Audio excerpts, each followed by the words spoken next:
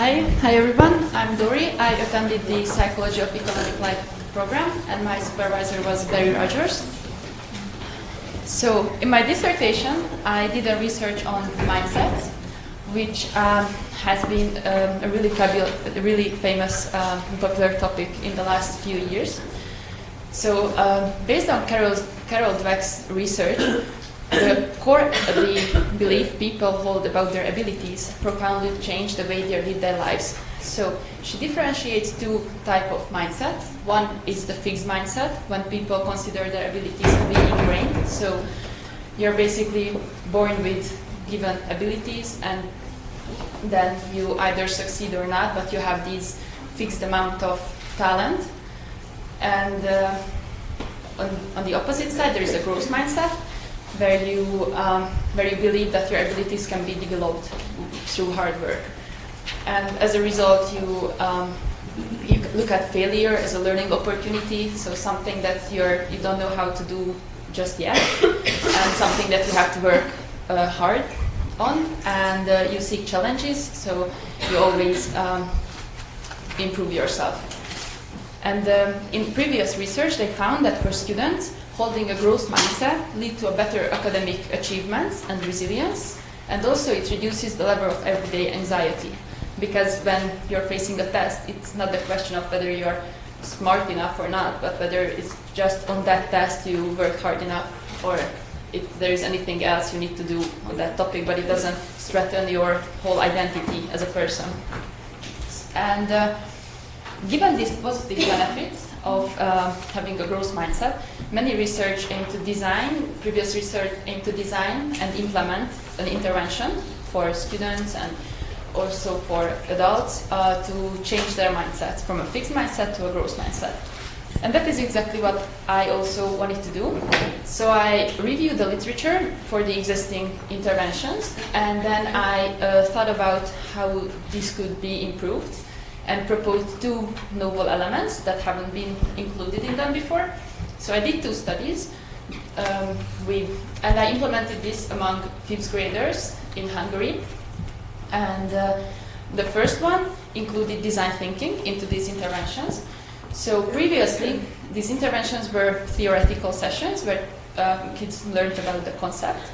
And here I added a practical hands-on exercise where they had to build a tower from marshmallows and spaghetti. I don't know if you know this exercise.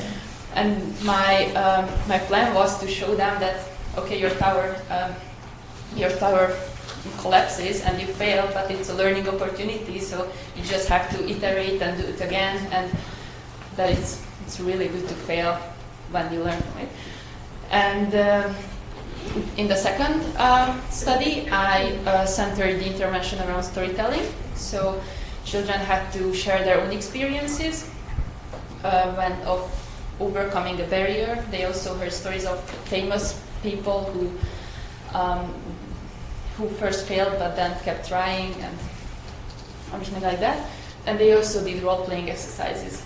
It was a mixed method study, so I collected both quantitative and qualitative data. I collected quantitative with questionnaires before, after, and 3 months after the interventions to see how their mindsets changed. And also qualitative data. I did focus groups as part of the intervention sessions to get a little more comprehensive picture of the children's mindsets. And what I found was that in line with the literature, although there was a short-term shift toward the growth mindset, so children were more likely to consider their abilities to be malleable and say that intelligence is something that you can change. They were more likely to agree with those statements right after the intervention. But on the long term, this shift just wasn't statistically significant anymore. So they just went back to the mindset they had previously. So these were the findings I got from my data.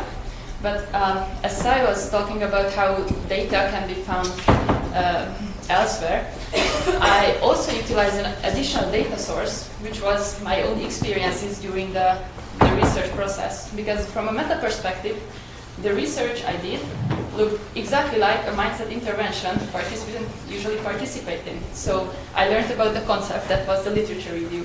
Then I selected the elements that were the most interesting for me, that was the study design. Then I was teaching about that, that was implementing the study, and then I wrote about it. And I kept a journal, and I found very interesting things.